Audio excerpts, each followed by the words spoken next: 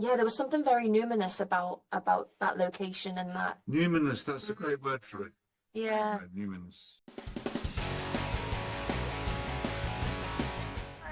Try to think of something different. Oh, God, keep me from going lunatic. Moving up and down again. That's all the stars in the world. 7, 6, 11. This film, I loved it because it reminded me of the early Danny Boyle films. So were you a fan of his early films? It kind of captures this punk rock kind of attitude. Yes. Yeah, he's incredible. I mean, Train Spotting comes to mind immediately. Shallow Grave. Beach. Yeah. He's been an amazing director to work with. You know, when you watch someone's work who you're inspired by, who's clearly very talented, and then you meet him and he's an equally lovely human being. It's a lovely person to be around on a set. Now, through your characters, he kind of had, there's a lot of social commentary because with like Rafe, your character, we're led to believe that he's, something else in the trailers, right? And then when we meet him, he's a sort of a different character, right?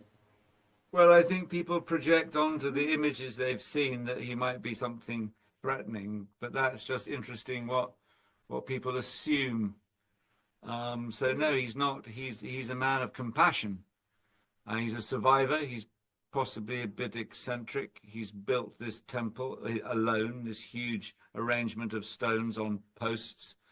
It was a great part to sort of, I mean, it had been already imagined by Alex and Danny, but to invest in who he is, what his history is, was great. And then I have these wonderful scenes with Jodie and Alfie towards the end of the film, which were full of heart and love, compassion and pain. They were great scenes to play.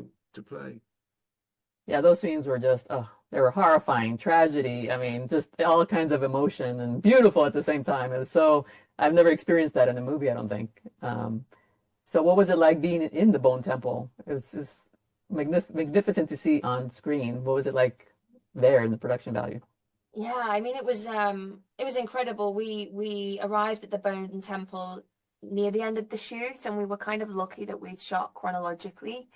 So, there's been so much talk about it, and then to see it kind of actualized, I think the set was built like 5 or 6 months before we even got there. On a location in North Yorkshire, we were outside in the elements, and the set felt very alive. When Spike and Isla arrive at the temple, they kind of fall into Kelson's arms, and he's able to kind of guide them and provide a solace for them that they've been seeking. And yeah, there was something very numinous about that location and that. Numinous, that's a great word for it. Yeah. Numinous. But yeah, it was incredible.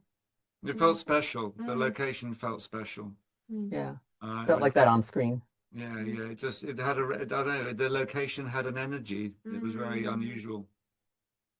And then Jodie, for you, you're playing a character. We don't know exactly what's wrong with her. So in your mind, well, you had to come up with what it would be like not knowing what the ailment is, right? Well, I mean, it's kind of revealed at the end of the movie that she's, always kind of known, but didn't really have the strength to share that fully with Spike. But so from the start of the process, I chatted a lot with Alex about where that kind of inspiration for Isla came from, and what that looked like, and just tried to kind of plot that out throughout the story, because it's it's an illness that's very debilitating, and both mentally and physically, but yet she goes on such a huge journey. So it was just making sure that there was nuance and believability within that, and that in itself creates a very interesting dynamic with her son, because he's actually often having to be the role of parent and carer. So it was beautiful to discover that with Alfie Williams, who plays Spike.